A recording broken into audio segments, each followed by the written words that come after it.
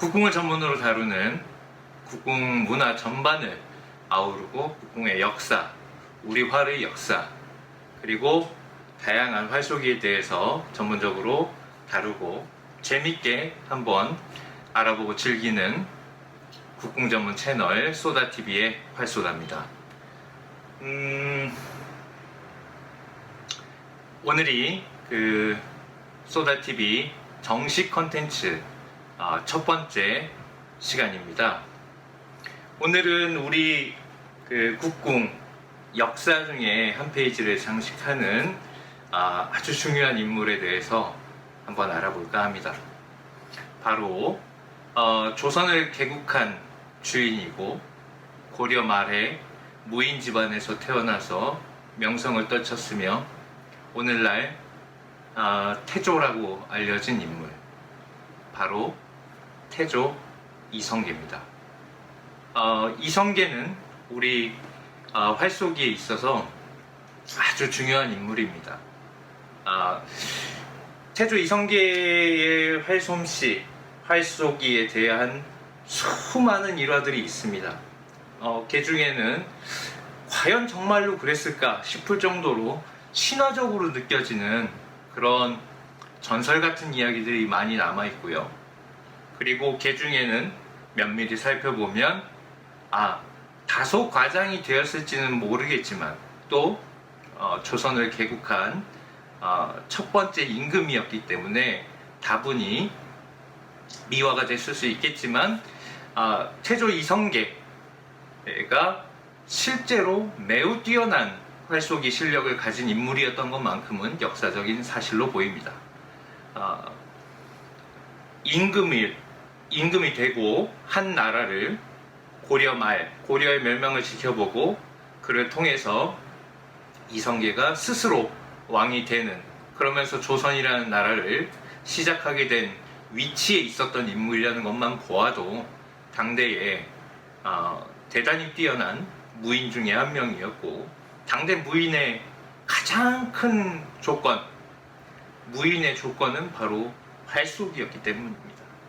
애초에 이성계가 아주 활쏘기에 능하고 활을 잘 쏘는 인물이 아니었다면 뛰어난 무관이 될 수도 없었을 것이고, 무인으로서의 기질, 그리고 뛰어난 한 명의 궁수로서의 능력은 우리가 수많은 역사 기록들에서 찾아볼 수가 있습니다.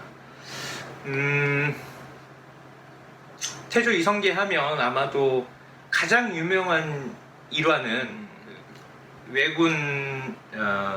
왜구 장수였었던 아기발도 일화일 것입니다. 아기발도 일화는 드라마로도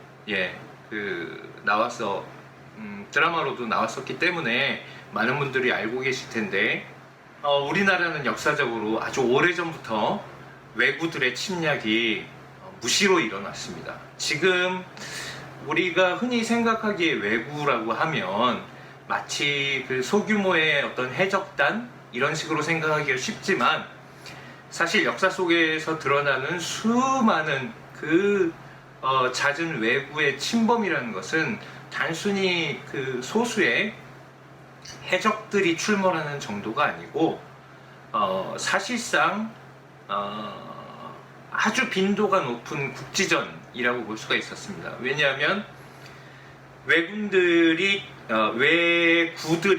타고 온 배의 숫자가 어쩔 때는 500척씩 되고 합니다. 이 정도면 노략질, 도적, 해적 이렇게 얘기할 수가 없죠. 사실상 침공입니다.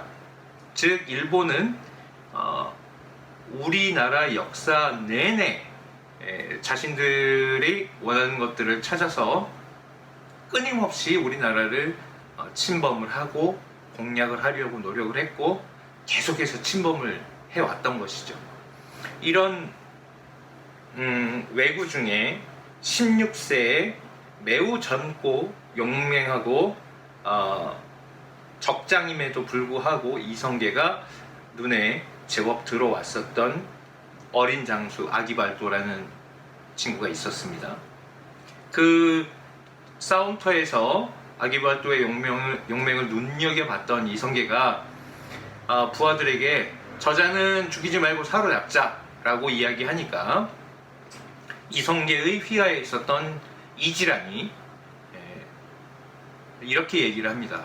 저자는 살려두기에는 너무나 위험한 인물인 것 같다. 지금 해치우지 않으면 나중에 언젠가 또 우리에게 아주 몹쓸 짓을 할 후환이 될 것 같다. 해서 태조 이성계 역시 아기발도를 처치하는 데 동의를 하고 그러나 아기발도는 왜군들 특유의 그 전신을 뒤덮는 갑옷과 투구를 하고 있었습니다. 그래서 이성계는 아기발도의 투구의 끈을 노려서 쏘아서 투구가 쓱 옆으로 넘어가게 됩니다. 이때 아기발도가 투구를 다시 고쳐 잡는 순간 이성계의 제2시가 날아가서 투구를 벗겨서 떨어뜨려 버립니다. 그러자 그 옆에서 이성계 옆에서 동시에 대기하고 있었던 이지란이 아기발도를 쏘아서 맞추죠. 이런 그 아기발도의 일화는 대단히 유명합니다. 이성계의 그 활솜씨는 기록 속에 수많은 일화들이 존재합니다. 사냥터에서의 일화, 전투에서의 일화, 대단히 많은 일화들이 있는데 한 가지만 더 예를 들자면 역시 왜구들과의 전투에서 이성계는 이성계가 즐겨 쓰던 대우전이라는 화살이 있습니다. 대우전은 주로 말을 타고 마상에서 사용하는 실전용 단거리와 중거리에 특화된 화살인데 이성계가 대단히 애용을 했다고 알려져 있습니다. 이성계가 말을 타고 달려 화살을 꼽는 시복, 여기 보시는 이런 시복이죠. 이 시복에 화살 20대를 꽂고 출전을 합니다. 그래서 그 중에서 17대를 사용을 해서 적병 17명을 소위 말하는 원샷 원킬로 모두 몰살을 시킵니다. 돌아왔을 때는 3대가 남아있죠. 돌아와서 이성계가 하는 말이 내가 적병을 쏠 때 모두 왼쪽 눈만 겨냥해 쏘았느니라 라고 하여 부하들이 그 적병들의 시신을 확인해 보니 실제로 왼쪽 눈에 모두 직격을 맞아서 사망을 했더라는 이런 믿기 어려울 정도의 일화가 있는데 현대인들이 많이 착각하는 것이 물론 이것은 과장이 된 이야기일 수도 있고 미화된 이야기일 수도 있습니다. 하지만 당대의 무인들이 평생을 자신의 모든 것을 걸고 연마했던 궁술, 실력들 이런 것들로 미루어 본다라면 꼭 이것이 신화나 꾸며진 이야기 아니라고 생각할 수는 또 없는 부분이 있습니다. 실제로 굉장히 숙련된 궁수들은 인터넷에서도 유튜브에서도 여러분들 많이 보실 수 있지만 아주 놀라울 정도의 정확도를 가진 활쏘기들을 하고 있습니다. 조선시대 무인들은 기본적으로 무관이 될 때까지 최소 10년에서 15년 이상 활을 수련을 했고 무인이 된 이후에도 하루도 빼놓지 않고 매일매일 활을 쐈습니다. 그것도 최소 10순 이상을 10순이 정순이었는데 10순 이상을 매일매일 수련을 했습니다. 그리고 편사도 하죠. 그렇게 해서 수십 년, 보통 30년 이상을 활을 쏜 사람들의 그 실력이라는 것은 오늘날 우리가 스포츠로 재미로 또 심신의 건강을 위해서 즐기는 활쏘기와는 그 차원과 격이 달랐겠죠. 어쨌든 오늘 이렇게 태조 이성계의 활솜씨와 그 역사에 관해서는 여러분들이 조금만 검색을 해보신다면 훨씬 더 많은 재미있는 일화들을 보실 수 있고, 오늘은 바로 그 태조 이성계가 사용했던 활과 화살에 대한 이야기입니다. 먼저 태조 이성계의 활을 여러분들께 보여드리겠습니다. 태조 이성계의 활이 지금까지 남아있다고 말씀드리면 믿으실 수 있겠습니까? 믿기가 힘들죠? 그러나 실제로 태조 이성계의 활이라고 알려진 실제 유물이 존재하고 있습니다. 여러분들이 지금 보신 사진은 일제시대에 촬영된 사진인데요. 조선 왕실 대대로 전해 내려온 이성계 태조의 어궁시라고 되어 있습니다. 이 사진은 일제시대 때 유리 원판으로 촬영된 조선 총독부에서 촬영한 사진입니다. 이 사진을 보시면 태조 이성계의 활은 오늘날의 각궁과 우리가 현재 사용하고 있는 현대 각궁과는 그 모양이 매우 다릅니다. 고자라고 부르는 시위를 거는 부분의 형태도 다르고, 보시면 예전의 태조 이성계의 활과 오늘날의 각궁은 그 형태가 매우 다릅니다.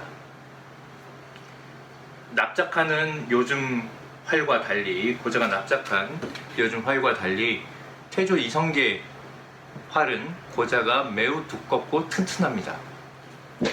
전투에 사용됐던 실전용 각궁이었던 것이죠. 그리고 요즘 활과 달리 활체의 두께가, 폭과 두께가 매우 넓습니다. 현대 각궁과 비교를 해보면 더 명확한데, 요 정도로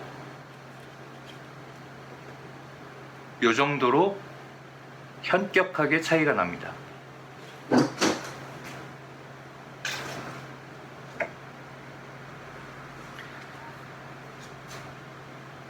이 어궁, 태조의 어궁은 현재 북한 지역에 있는 함흥, 우리가 함흥냉면으로 잘 아는 바로 거기입니다. 함흥에 태조 이성계가 머물렀던 함흥 본궁이라는 곳이 있습니다. 얼마 전에 이 유리 원판 사진을 제가 계속 추적을 하다가 일제시대 때 촬영된 사진 외에 정말로 이 유물이 아직도 존재하고 있는지를 확인해 보고 싶었습니다. 그래서 문화체육관광부를 통해서 이 유물의 존재를 확인해 본 결과 현재도 북한의 함흥 본궁은 유적지로 남아 있고요. 그 바로 옆에 별도로 박물관을 지어놨는데 북한에 위치한 함흥 본궁 박물관에 현재도 소장 중인 걸로 파악되고 있다고 합니다. 즉 태조 이성계의 활은 수많은 우리나라 유물들이 그랬듯 일본이나 다른 나라로 유출되지 않고 아직까지 우리 민족 손에 있다는 이야기입니다. 그 사실을 제가 불과 한 달 반쯤 전에 확인을 했는데 굉장히 그 소식을 듣고 기뻤고, 언젠가 남북 간의 교류가 조금 더 좋아져서 실제로 가볼 수 있는 날이 있다면 꼭 그 유물을 직접 보고 감흥을 여러분들과 함께 나누고 싶네요. 어쨌든 이 태조 이 활은 제가 태조 어궁을 비록 실제와 똑같이 복원하진 못하지만 그 최소한 형태만이라도, 구조만이라도 재현을 해서 특성을 알아보고자 카본활을 개조해서 만든 활입니다.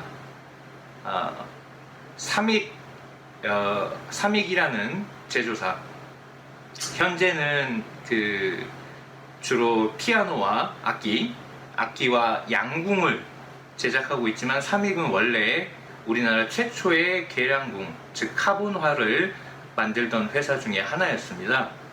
그 삼익에서 나오는 SKB라는 활은 당시 우리나라 각궁의 형태와 실루엣, 구조를 상당 부분 참고해서 만들었기 때문에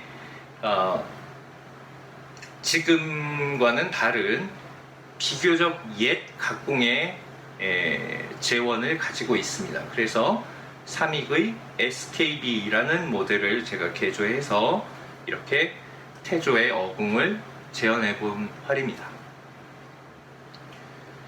놀랍게도 이 태조의 어군과 완벽하게 동일한 형태의 활들이 몇 장이 더 있습니다.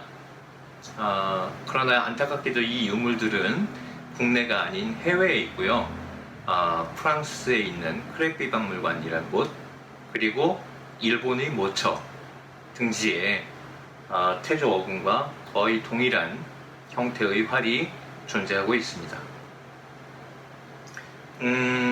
개인적으로는 가능하다면 이 유물들이 국내로 들어와서 우리의 소중한 활 관련 역사를 증명하는 그런 유물로 존재하면 좋겠는데, 뜻 있는 곳에서, 그리고 그것을 가능하게 할 수 있는 우리 기관에서 나서서 그 유물들을 하루빨리 돌아오게, 우리나라로 돌아올 수 있었으면 좋겠습니다.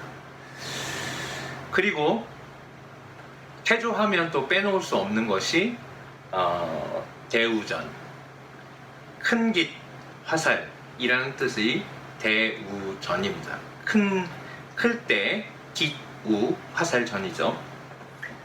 여기 보시는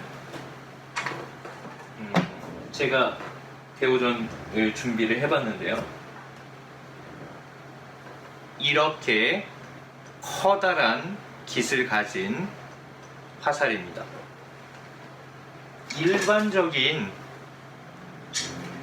일반적인 국궁에서 많이 사용하는 꿩깃을 사용한 유협전과는 그 깃의 크기와 폭이 비교도 안 되죠.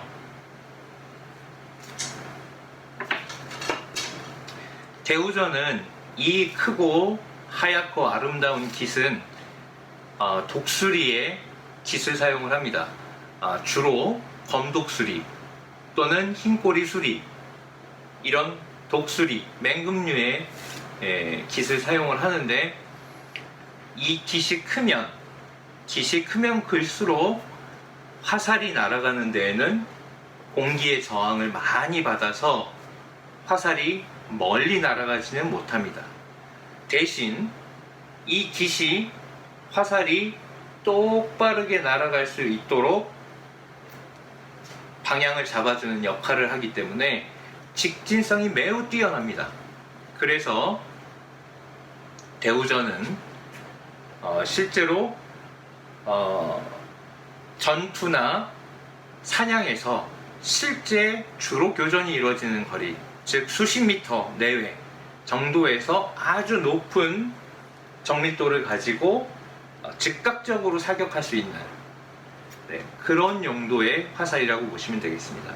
주로 수렵과 전쟁 때 사용된 화살이죠. 특히 말 위에서, 마상에서 활을 쏠 때, 마상 사격에서 강점을 발휘했고, 이성계가 특히 애용했던 화살로 알려져 있습니다. 실제로 아까 보셨던 이성계 태조 어군구 사진을 유심히 보시면 바로 이 대우전의 실물 모습을 확인하실 수 있습니다. 지금도 우리나라에는 이 검독수리와 흰꼬리 수리들이 많이 서식을 하고 있습니다. 지금은 주로 이제 북한 지역이나 몽골, 중앙아시아, 러시아 지역에 많이 있긴 하지만 우리나라에도 많이 있습니다. 단 천연기념물이라서 포획을 하거나 깃을 얻기가 어렵죠. 그래서 이 화살 같은 경우도 제가 재현을 해서 제작을 했는데, 실제로 독수리 깃입니다. 독수리 깃이지만 값비싸게 수입된 깃을 사용을 해서 제작을 해야만 했습니다.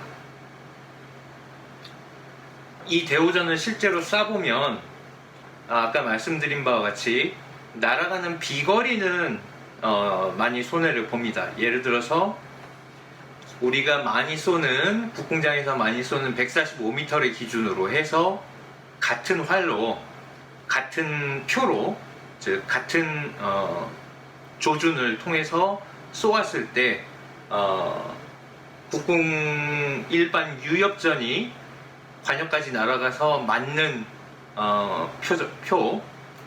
표로 만일 이 대우전을 쏜다면 대우전은 불과 100여 미터, 110여 미터 정도밖에 날아가지 못합니다.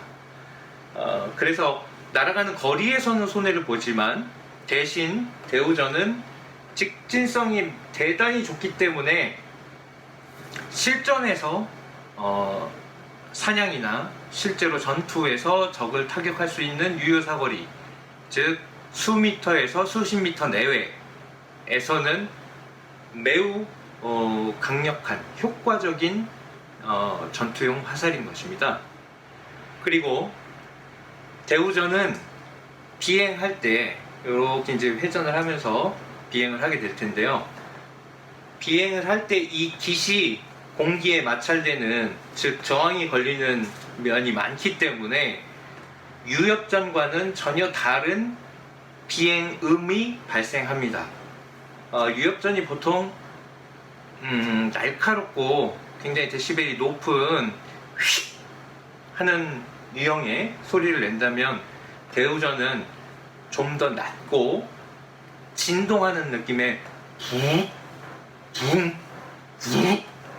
이런 종류의 소리가 고유의 비행음이 있습니다.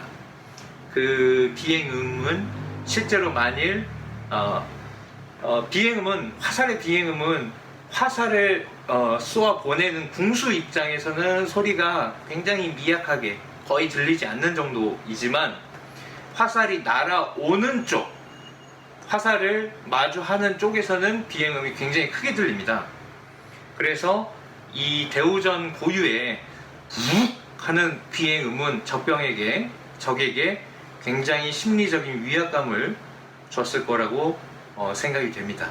이 대우전 고유의 비행음은 제가 다음 에피소드를 통해서 실제로 대우전을 사격하는 모습을 보여드리면서 여러분들한테 들려드릴 수 있을 것 같습니다. 자, 오늘은 실내에서 진행을 하기 때문에 이 화살을 직접 현재 쏴보진 못하겠지만 간단하게 활과 대우전이 걸린 모습을 보여드리겠습니다. 자, 이런 식으로 어느 정도나 깃이 큰지 아실 수 있겠죠.